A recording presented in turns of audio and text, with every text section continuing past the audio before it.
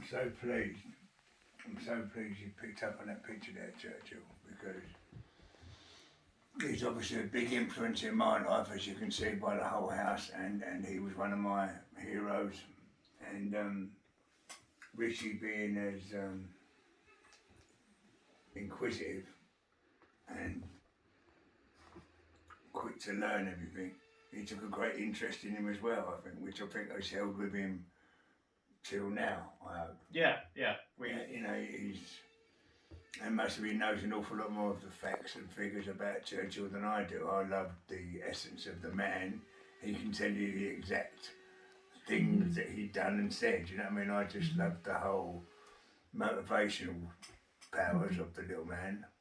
And in your years, Dave, do you feel that Churchill's been an influence for you in stuff that you've done? I would like very much to think I'd done things in a very Churchillian way. I would like to think I as a mentor, I would like to think that if I based my leadership skills on anybody, it was very Churchillian. I like to think that. It's not for me to say, that's for other people to say, but my army's big enough to prove that I've done it right somewhere. And now today, looking at 2 generations, yourself and then Richie, skipping generations. Richie, what is your influence of Churchill? I mean, I've always been very interested in history, and I've always been interested in world leaders, not only Churchill but our other previous prime ministers. But what kind of really, because I'm also love English literature, so looking at Churchill and sort of the way he used language, and also the way he used language to sort of protect himself in the parliamentary chambers when also war was kicking off and lots of people were against him, like Halifax. I kind of like the way that he used sort of language and rhetoric as a sort of armour to sort of arm himself against opposition and sort of to power the country through and sort of uphold their morale. And I do think that sort of influence of language and using it as a form of defence has actually sort of encouraged the sort of the way I progress through life, you know, developing a tough skin and also sort of counteracting opposition that has come my way, whether that's people telling me that I can't do certain things, or whether that's just been a very political or topical debates. So in that sense, sort of the way that Churchill used language has really influenced me.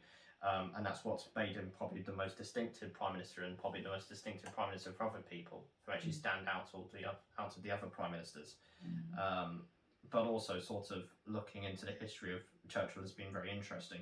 For example, I just found out about this recent operation that had undergone in like the 1950s called Operation Ajax, where it sort of combined American and British skullduggery to sort of stage a coup to get Prime Minister Mossadegh out of Israel because he wanted to nationalise oil, and the Americans and the British didn't like that, so they used sort of media to control and manipulate it to get the West to turn against Israel and their Prime Minister in order to sort of oust him out. And I thought that was very interesting because Churchill used some of his rhetoric there to actually sort of influence the sort of ideological tide in which the West had turned. So even though that wasn't such a good thing about Churchill, it was a very interesting thing to sort of look at the power of language and the power of language in terms of like oppression and power. And a sort of that knowledge of language has sort of influenced my screenwriting career. Because when you look at sort of plays and scripts, you're constantly using language to communicate. And sort of the way we use language is very important, but also the way we write language is very important. And having sort of knowledge of those historical events and how language has been used in the past has really influenced the way I've approached those things. Yeah, and with yourself, Dave, many a time in court, you've had to sort of stand there and defend yourself. But again, the language you've used, the creative... The language and the articulateness of what you're saying, you can you can learn to say something a lot more powerful with fewer words and spoken articulately.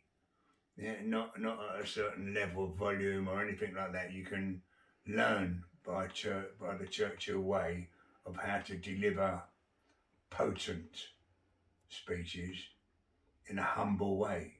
Yeah, but rewinding what we just said there, did you just hear that boy speak? Did you just hear him speak in a way that humbles anybody? Right? If that ain't meant for parliamentary benches or to be sitting behind a desk in NATO, I promise you. I promise you. Okay. That's just so enviably beautiful, and you are completely unaware of your gifts. That is what is. You're completely unaware of what God's give you. Yeah. Right? That is so not normal for people of your age to be so articulately intelligent in delivering such mammoth bits of history that other people haven't got, and you do it in a way that makes it interesting to people that weren't even interested in that. Right? How can you compete against that? That is beauty of our language and intelligence. Yeah, and again, it's all language, isn't it, Dave? It's all language. The language that we used in our years, what Richie's using, it's all there to defend you and express so much. Words have so much power. Yeah, that's why the legal people that have learned from very expensive educations to belittle the common people and to embarrassing the.